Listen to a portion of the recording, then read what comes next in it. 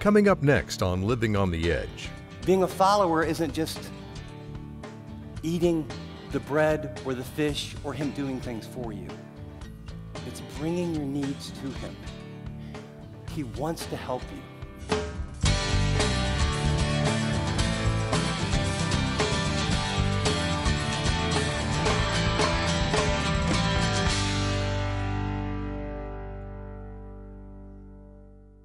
Welcome to Living on the Edge. I'm Chip Ingram, and you may know that one of the most amazing things about Jesus' life was his miracles.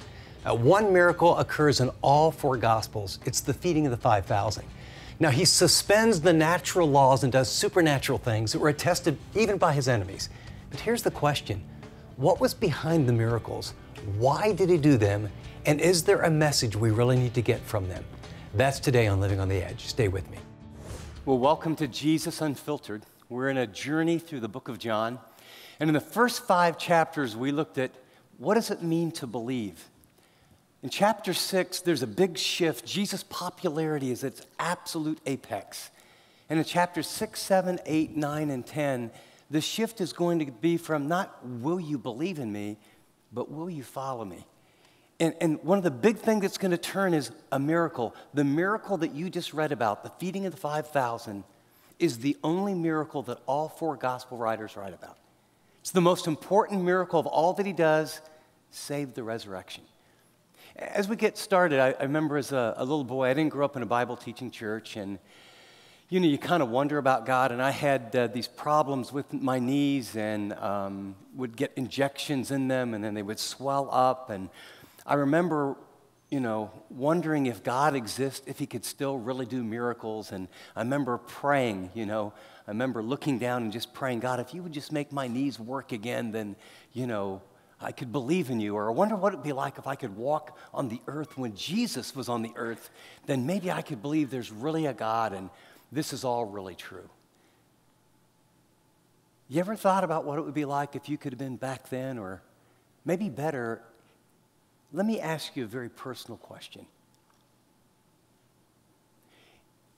If God would do a grade A supernatural miracle, I don't mean like a little help, I mean a break the laws of nature, intervene in your life personally, that there's no explanation except God supernaturally intervened for you, what miracle would you want him to do?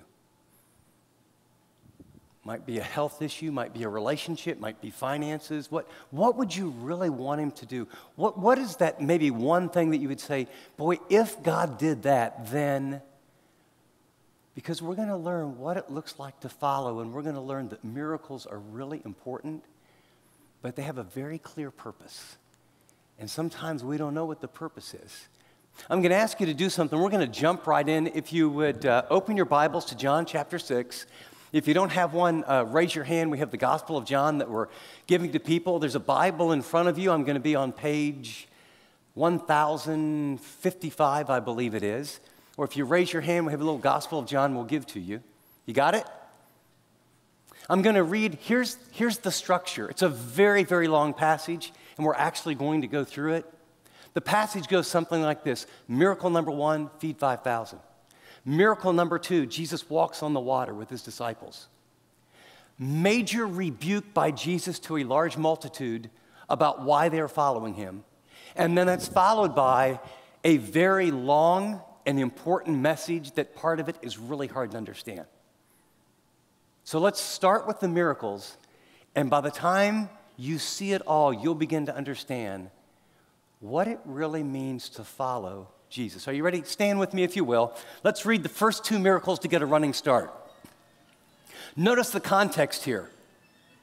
John 6, sometime after this, Jesus crossed the shore to the Sea of Galilee, that is the Sea of Tiberias, and a great crowd of people followed him. Why?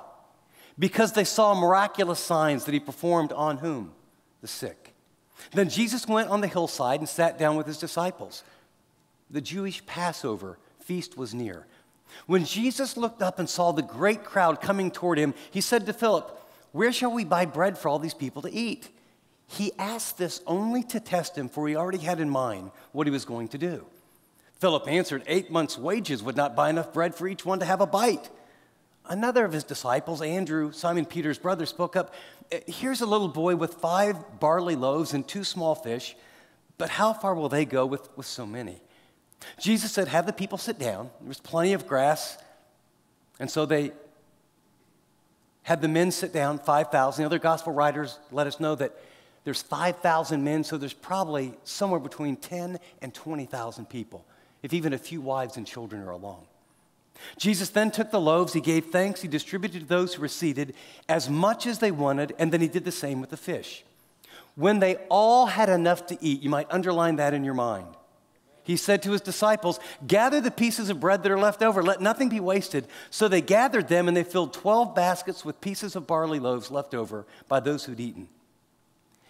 Notice after the people saw the miraculous sign that Jesus did, they began to say, surely this is the prophet who is coming to the world. And Jesus, knowing what they intended to come and by force make him king, he withdrew into the hills by himself.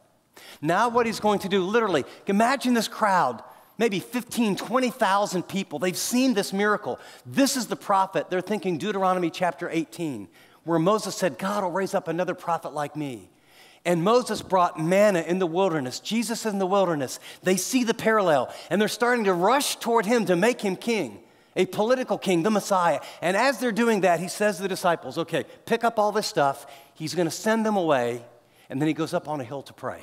Notice what happens. When evening came, the disciples went down to the lake, where they got into the boat, and they set off across for Capernaum. By now it was dark, and Jesus had not yet joined them.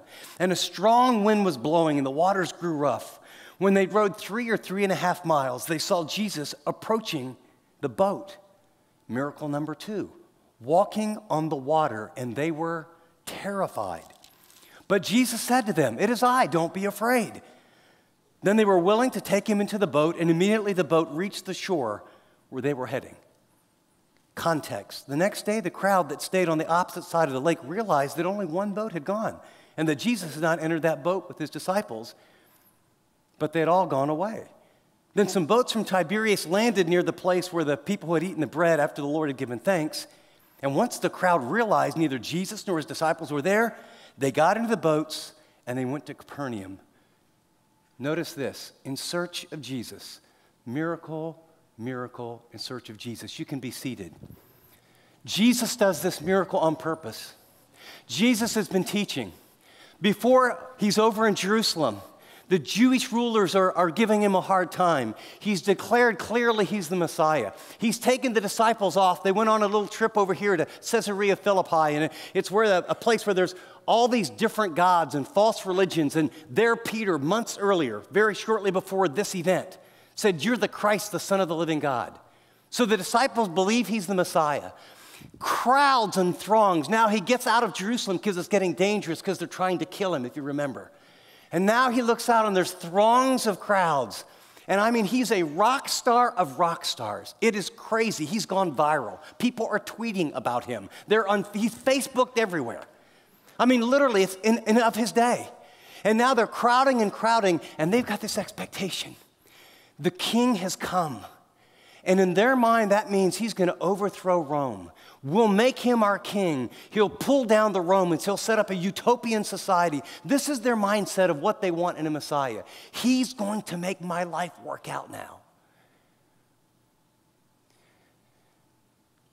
Now he's going to talk, and he's going to have his disciples understand who he is.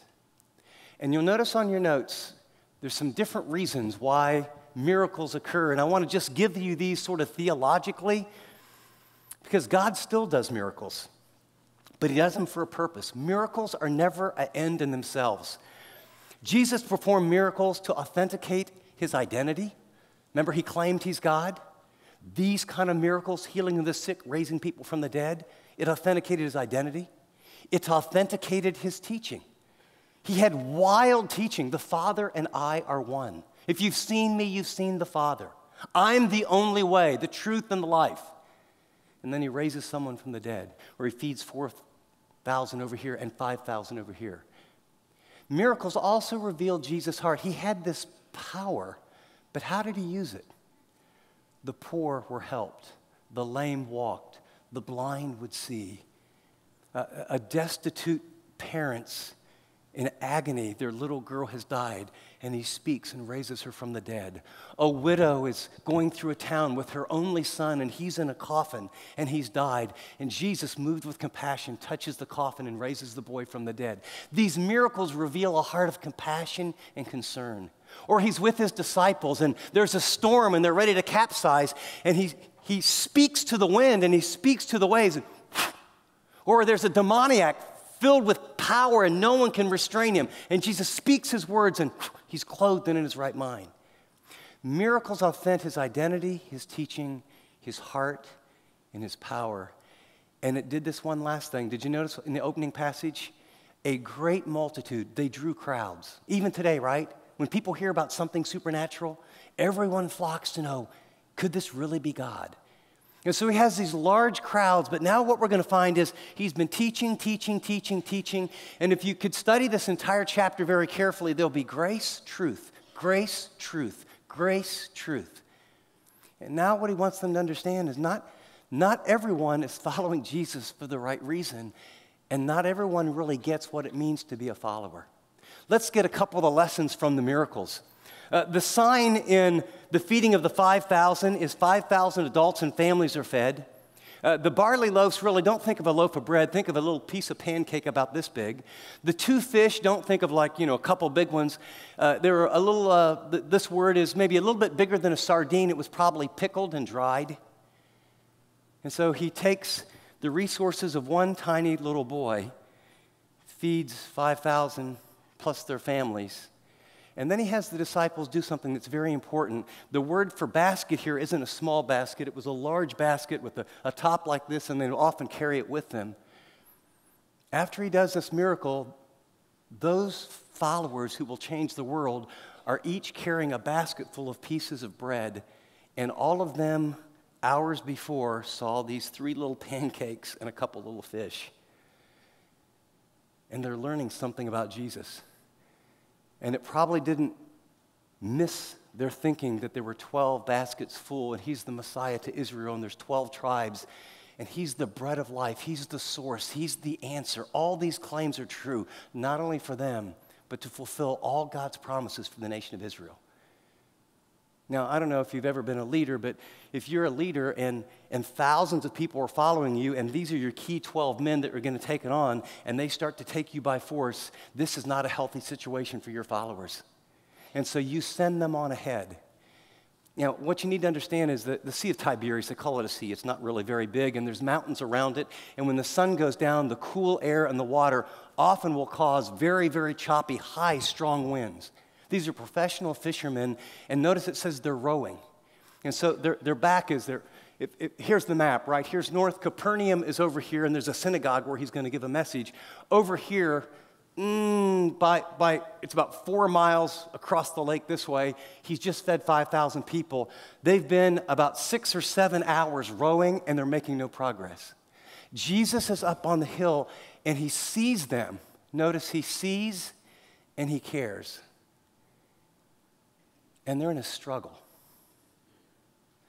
Notice the lesson of the 5,000 is that if we bring our limited resources to Jesus, he has the power and desire to meet our need.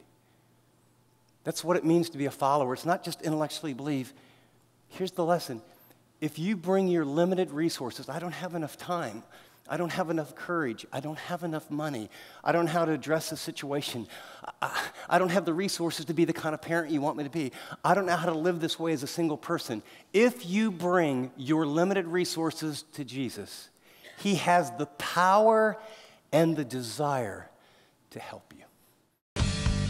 You're watching Living on the Edge with Chip Ingram. Chip will be back with the rest of his message in just a minute. If you're new to us, Living on the Edge is an international teaching and discipleship ministry dedicated to helping Christians really live like Christians. Now, to enjoy more of Chip's teaching, download the free Chip Ingram app, available at Google Play or the App Store. Now, here's Chip with the rest of today's talk.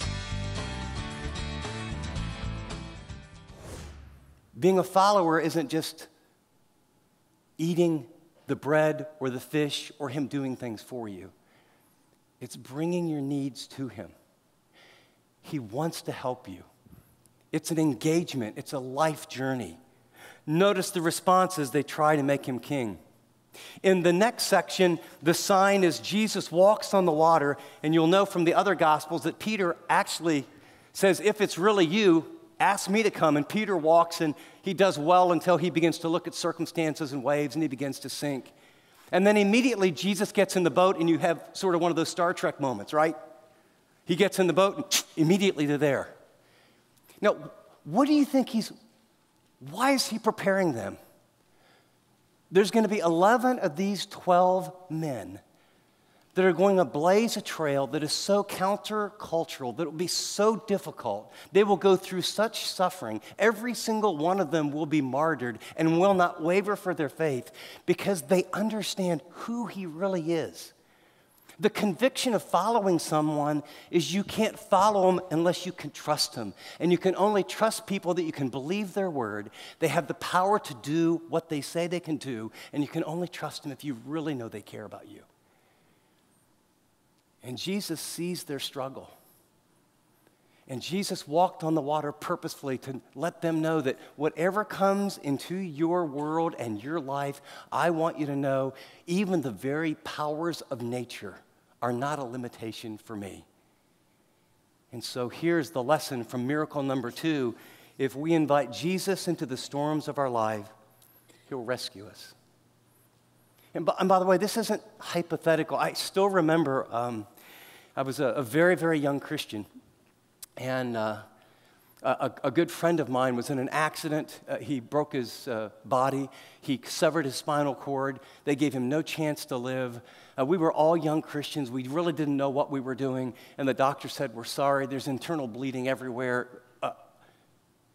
apart from a miracle. And we went to a little chapel on our campus, about 30 of us, and we prayed for about a day and a half or 2 days. We didn't eat, we just prayed, and we begged God, and we didn't know any better. And I still remember when the girl came in the chapel and said, the doctor's actual words is it's a miracle. Some reason, some way, the internal bleeding everywhere stopped. If it stays stopped, he's going to live. And Frank lived. And Frank later actually not only lived, but he was in a wheelchair the rest of his life, and he had an amazing attitude. He became a science teacher, a wrestling coach. He actually later got married. And actually, about 3 weeks ago, he just went to be with the Lord. I mean, it was a miracle. It was my first time to see a miracle, and it revealed God's heart and that he would actually listen to us. I remember as a young pastor in a little church of about 35 people, and the first year or two, and, you know, this lesson, if you invite him into the storms of your life, he'll rescue. Now, we learned from Tom Randall last week, sometimes he rescues us supernaturally out of things, sometimes through things, or sometimes unto himself. And I was just beginning, and I didn't know anything about being a pastor, and I was in the hospital visiting one of our people, and there was a lady, a young mom, maybe 30, 32 years old, and a little toddler, and she had a brain tumor the size of about an orange. And I just felt a prompting. We got some people, and we prayed for her. And this was the first time I'd ever seen anything like this happen. I mean, I believe the Bible. I believe God can do supernatural things. I just hadn't seen much of it. And we prayed for that woman, and like 3 days later, she came back. The doctors can't explain it. It's completely gone. Now, I want you, let me give you some perspective here. I've anointed people with oil, with elders. I've prayed for many people and buried them 2 weeks later. So there's no claim, there's no special powers or anything. All I know is that at certain times, God intervenes in supernatural ways to authenticate his identity to us, to reaffirm his teaching to us, to give us faith and encouragement for his heart of compassion, and that we could remember he has power, and that in the circumstances of life that he sees our struggle, and he wants us to cry out to him and have a relationship with him that's not about what we can get from him or what he can do for us, but to understand he's God. Invite him into your struggle. Invite him into the storm of your life. There's going to be a big shift here. The response of the disciples, first they're terrified, then they're overwhelmed, right? When's the last time you were terrified of who God really is? I mean, not because you were afraid of him like he would hurt you, but terrified just how powerful, how unapproachable light, how holy, how magnificent. So I think somehow Jesus is stuck in our minds as meek and mild and sort of has a pale complexion and isn't the kind of person, if you had a big job to do, you wouldn't want him to help you because he's pretty weak and you probably can't pick up anything, and he's probably really sweet and just kind of hangs out with women and little kids, and really, he's a little flannel graph, or like the pictures, been to the Christian bookstore, Jesus. It's not the Jesus of the Bible. The Jesus of the Bible is strong, he's powerful, he's supernatural, he cares, he loves. He's for you.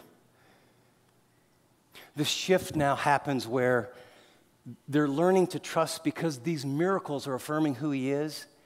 And then at the end, did you notice that the people were searching for him? Now get this in your mind, how it really works. I mean, it was just yesterday. And you were with one of your buddies and you were supposed to go fishing. He goes, no, let's go fishing. Have you heard about this new young rabbi, Jesus guy? Yeah. Well, did you hear about all the people that got healed and all that stuff in Jerusalem? Yeah. I heard he's going to be over in that Galilean area. Yeah. Let's go see him. And you went. And it was like, all these people got fed. And you went back and said, Bob, Mary, Uncle Herb, you got to see this guy. In fact, we're going back. We'll maybe get another meal. And so you go over there, and it's like, wow, he's gone. Where's he at? Where's he at? We one boat left. He went up in the mountains. We're not sure what's happening. I heard he went to Capernaum. Okay, get in the boats. Everybody goes, gets in the boats, and they're searching for Jesus. Jesus' popularity is now going to change, because he's given them ample evidence, like he has us, to believe. Now he's going to talk about our motives and what it means to be a follower. Pick up the text with me. Verse 25, when they found him on the other side of the lake, they asked him, Rabbi, when did you get here? Like, what miracle did you pull off lately? Jesus answered, I tell you the truth, you're looking for me not because you saw miraculous signs, but because you ate the loaves and had your fill. Do not work for food that spoils, but food that endures to eternal life, which the Son of Man will give you. On him, the Father has placed his seal of approval. How? Through the miracles. Translation. Don't just follow me and want to use me. I'm not a self-help genie.